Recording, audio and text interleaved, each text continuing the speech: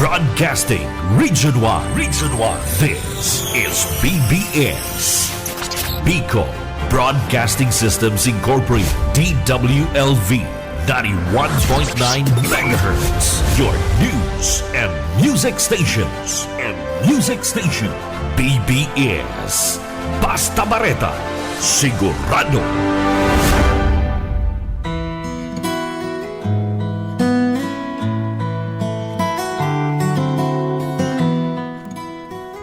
Magandang umaga po, Bicolandia. Magandang umaga po dito sa probinsya ng Camarines Sur. At magandang umaga po dito sa lungsod ng Naga. Magandang umaga po sa lahat ng inaabot ng signal na ito. Ito po ang biyaya sa pagkaaga. Dito po sa himpilan ng BBS DWLV 91.9 FM. At ako po ang inyong lingkod, Pastor Luis Bulaños.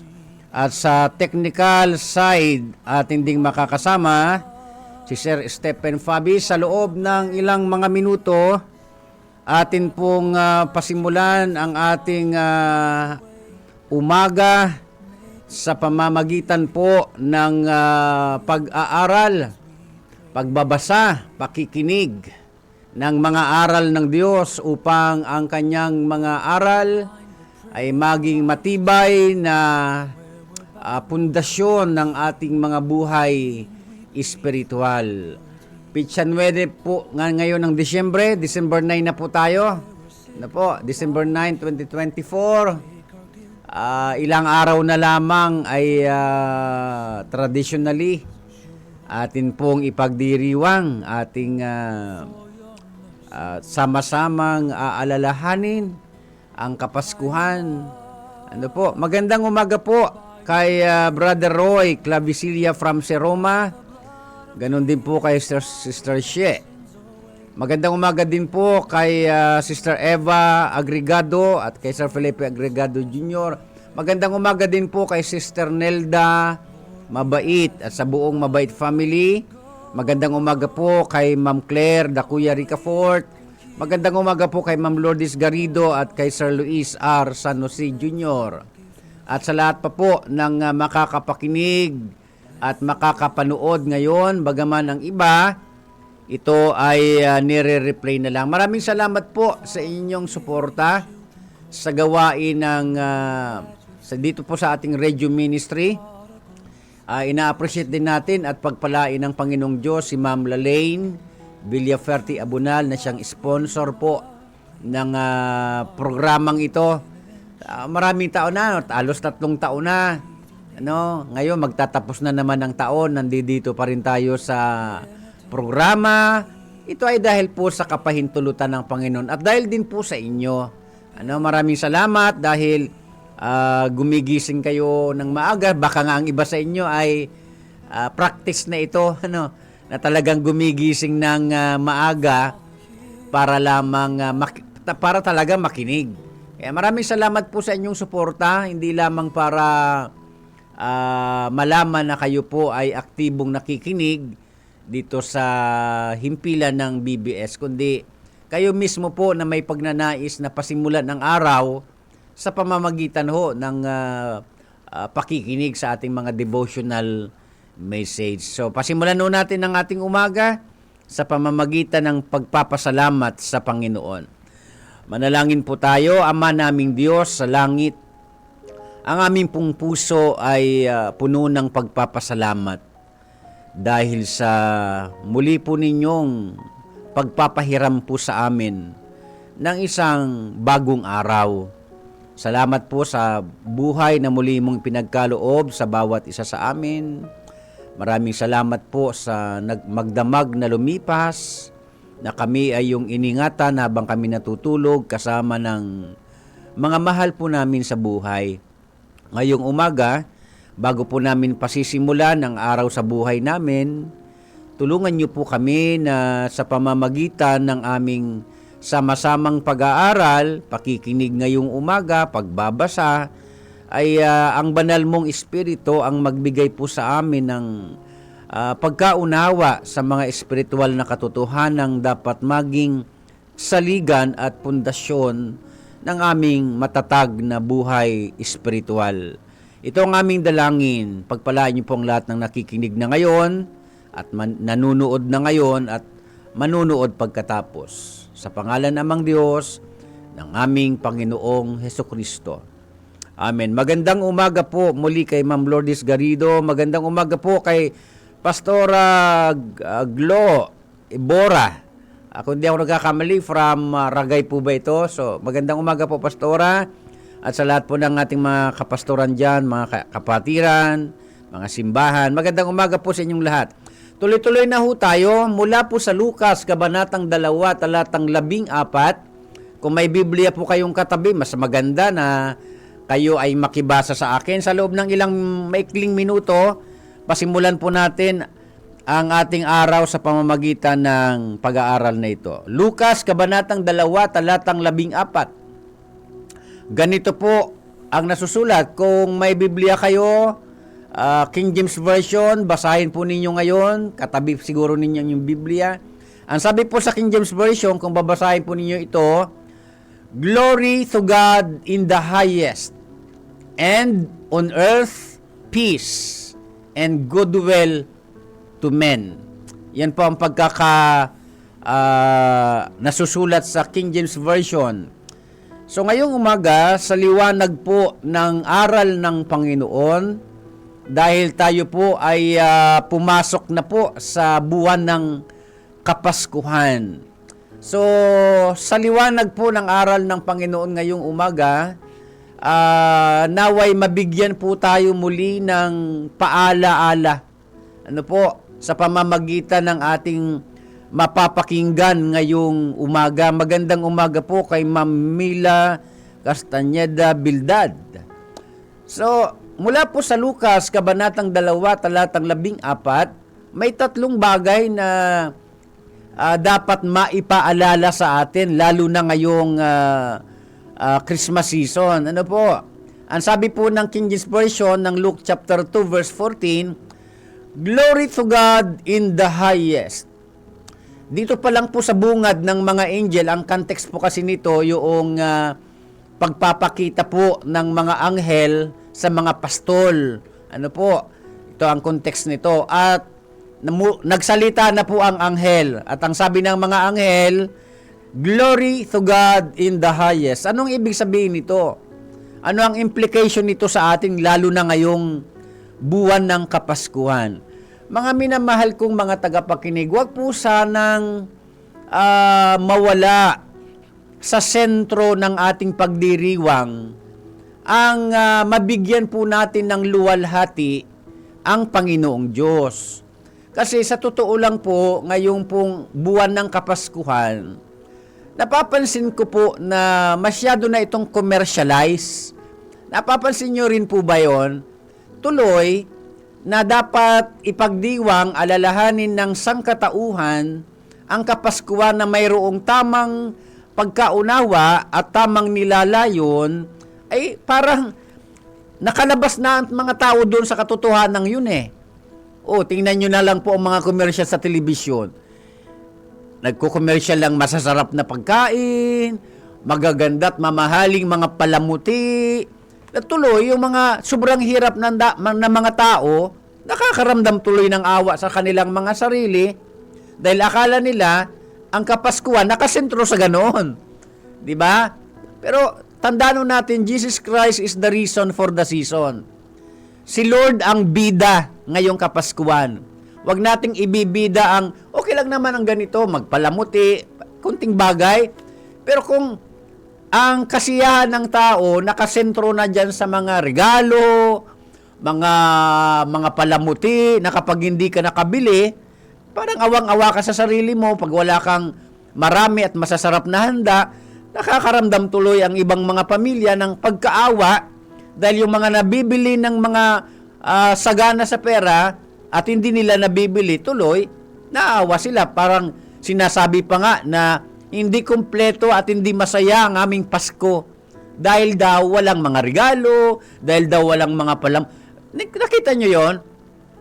Pero ngayong umaga, ipaalala sa ating lahat na kapag buwan ng Kapaskuhan, ang ipinapaalala nito sa atin ay ang pag-alala natin na kung walang Panginoong Hesukριστong ibinigay ng Diyos Ama, walang Pasko.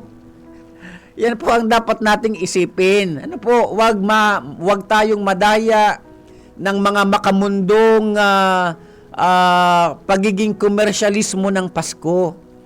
O isa pang napansin ko, may mga pamilyang naglalagay minsan ng, pasensya na po, magalit man kayo sa akin, itatama natin ito. Ano ang sabi? Merry Xmas. Imagine, kung totoo kang Kristiyano at nakakaunawa ka ng mga aral ng Panginoon, hindi ka dapat maglagay ng Merry Xmas.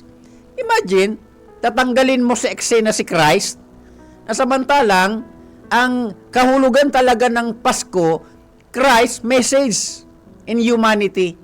Oh, tapos maglalagay ka ng Merry Xmas. Alam niyo pang ibig sabihin ng X? Walang kwenta. Oh, tapos pawawalan natin ng kwenta sa kawalang ingat ng paglalagay ng Merry Xmas. Kumplituhin ho natin. Ilagay natin Merry Christmas. Huwag nating aalisin sa eksena ng Kapaskuhan ang Panginoong Sukristo. Sapagkat siya nga po ang pinakadahilan ng Pasko. Binibida pa nga natin yung hindi dapat ibida. Sino ba si Santa Claus? Mga imbento lang naman ng tao yan. O, ipinapakilala ng mga magulang yung Santa Claus sa mga bata. Imbis bagang ipakilala ang Panginoon, imbis baga ipagitgita ng mga magulang, mga lola, lolo, sa kanilang mga apo na ngayong Pasko, ang bida ngayon ang Panginoong Sukristo. Hindi si Santa Claus. Oh, mga imbento lang naman ng tao yan. Oh, kaya yung sabihin ng Panginoon na sabihin ng mga angel na glory to God in the highest. Ang ibig sabihin noon, dinadala muli ang mga tao na ang tao hindi dapat makalimot sa Diyos.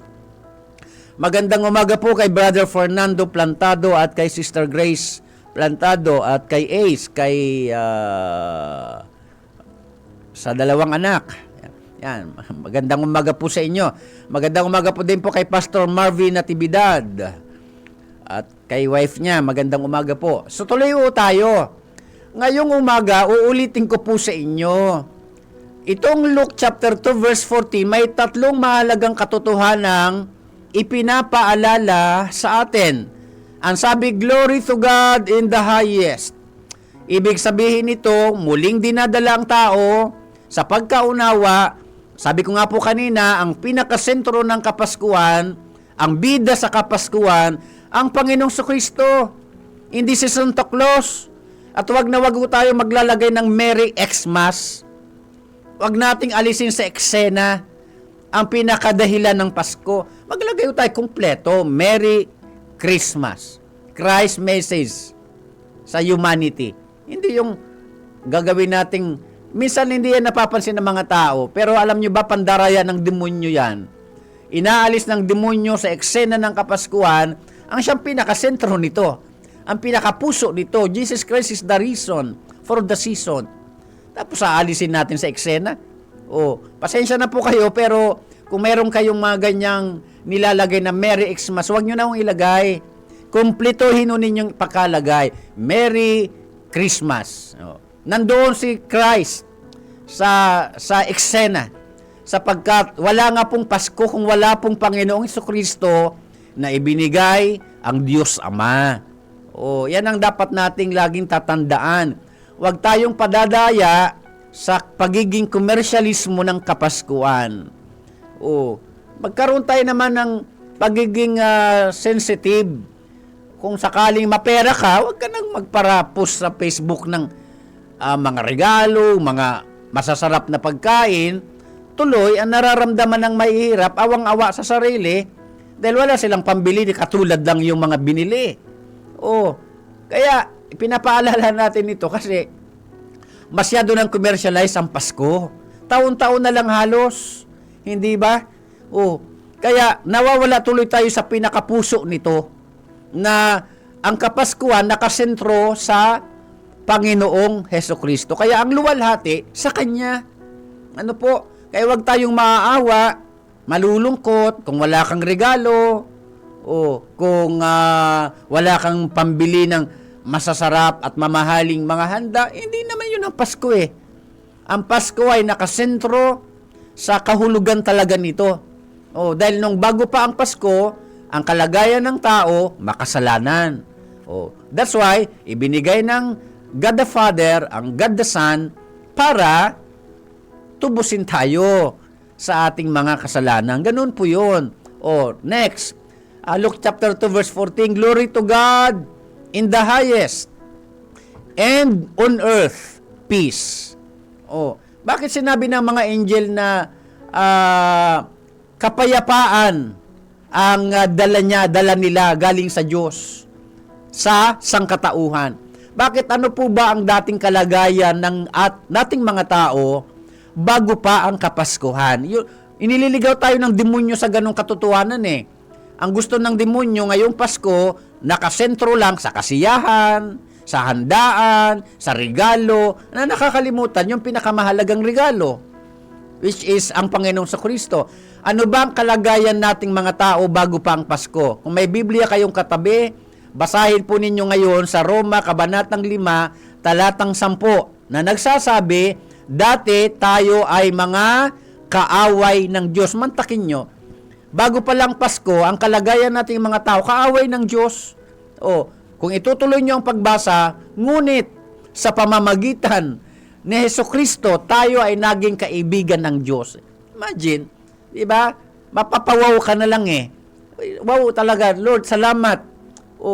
Kaya nga, para mas ligit na ma-appreciate ng tao ang Kapaskuhan, wag po tayong maililigaw, padadaya, sa pagiging commercialized ng Pasko. Bumalik tayo doon sa orihinal. Iyon ang ginagawa ng demonyo eh. Abang palayo ng palayo ang henerasyon, inililigaw naman ng demonyo ang sangkatauhan sa totoong kahulugan ng Kapaskuhan. Bago ang Kapaskuhan, ang kalagayan nating mga tao sa Diyos, kaaway tayo ng Diyos. Matakin nyo yon. Kaaway pala tayo ng Diyos. Kaya nang sabihin ng angels na on earth, peace. Ang ibig sabihin, sa pamamagitan ng angel, ang Diyos ay nagpapadala ng reconciliation. Kaya baga, kung may Biblia kayong katabi, basahin po ninyo ang Roma, Kabanatang 5, talatang 1, na nagsasabing, ngayon ay mayroon na tayong kapayapaan sa ating ugnayan sa Diyos. Ibig sabihin kasi, dati ang tao kaaway ng Diyos dahil sa ating pagiging makasalanan. Pero tingnan nyo ang Diyos, napakabait ng Panginoon. Gumawa siya ng initiative. Siya mismong gumawa niyan. Inabot niya ang taong makasalanan sa pamamagitan ng anak ng Diyos na nagkatawang tao para makipanahan sa atin ng mga makasalanan. Kaya kapayapaan talaga ang dala ng Kapaskuhan. Pero hindi naman tama na makikipagpayapa ka lang sa kapwa dahil Pasko, 'di ba? May mga ganyan eh. Bati mo na tayo kasi Pasko ngayon. Pagkatapos ng Pasko, away-away uli. 'Di ba? Ganyan ang nangyayari. Pero uulitin ko, ang dala na mensahe ng angels na pinaaabot ng Panginoon sa sangkatauhan, kapayapaan sa tao. At mababasa po natin yan mismo sa, kung may Biblia kayong katabi, sa Epeso Kabanatang 2, talatang 14. Sinasabi dyan na mismo ang Diyos ang nagbigay sa atin ng kapayapaan, sabi ng Ephesians chapter 2 verse 14. Kaya nga, ang mensahe ng Kapaskuhan, para ipaabot ng isang napakabanal na Diyos sa taong makasalanan na naglalagay na siya ng tulay sa pamamagitan ng Panginoon sa Kristo upang ang makasalanang taong nalayo sa Diyos ng napakahabang panahon ay maaari nang makabalik sa Diyos. Sa pamamagitan ng pakikipagkasundo mismo ng Diyos sa tao. Imagine, Diyos nakipagkasundo sa tao. Imagine, siya naggawa ng inisyatibo para makabalik ang tao sa Diyos. Kaya baga, wag tayo maglalayo dyan. Yan talagang pinakaminsahe ng Pasko.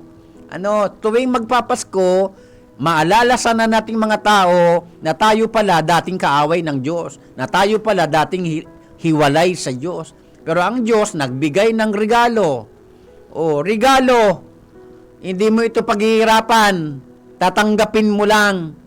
Hindi yung kung ano-anong mga pinaggagawa ng mga relihiyon na grabing pahirap sa mga tao, na maliligtas ka niya pagka ganito ang gawin mo, ganyan.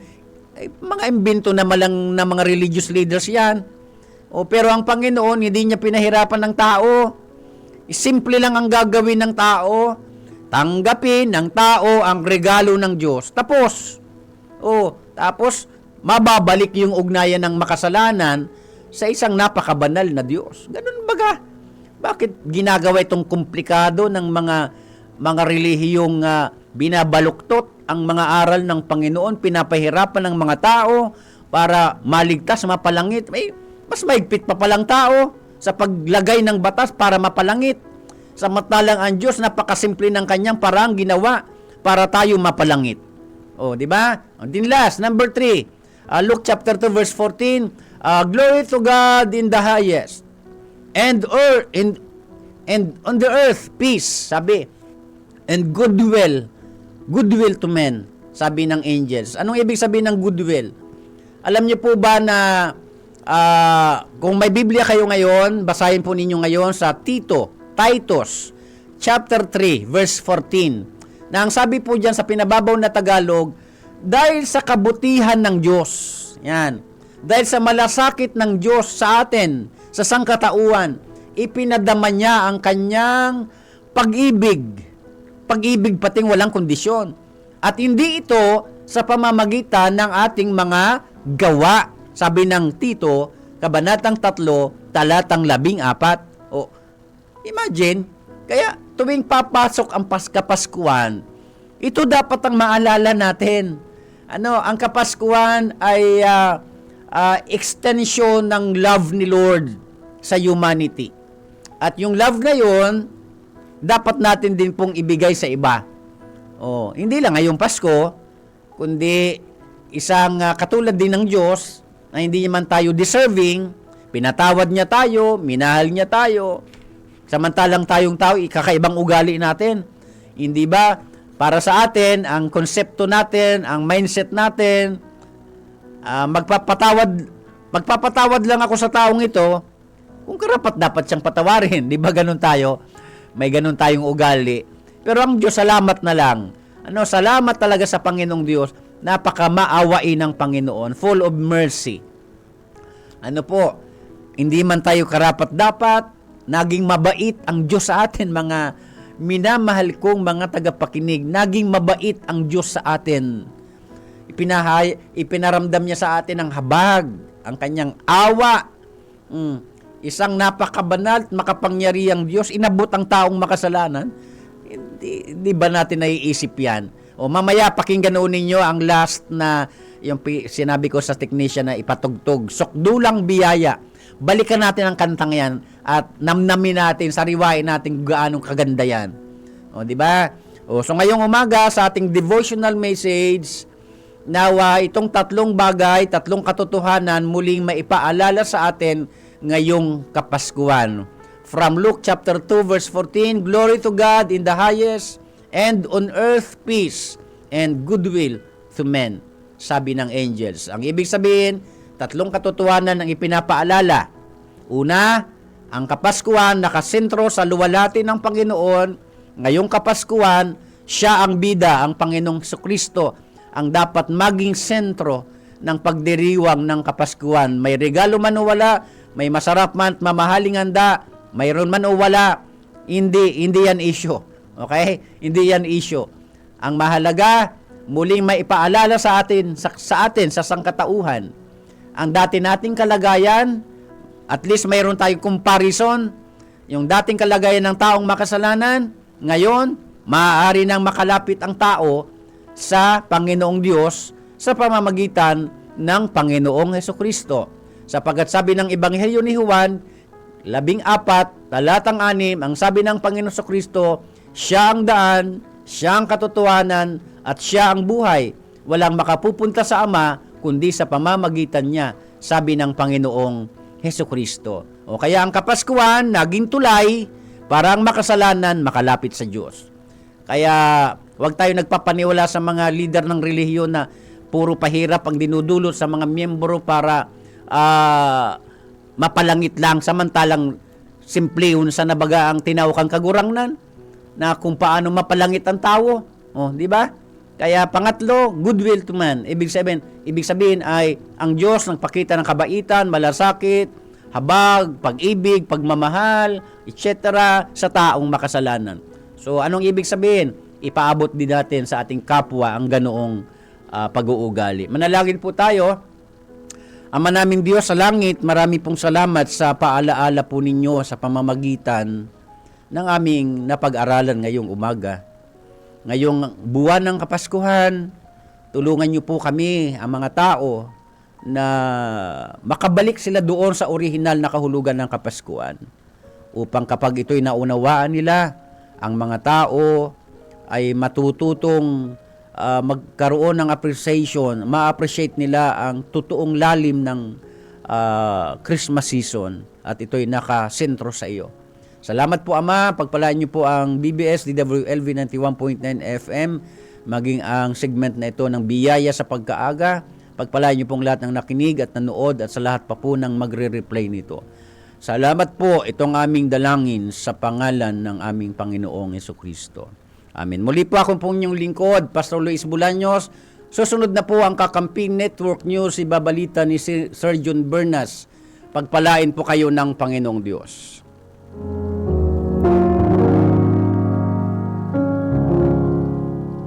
BBS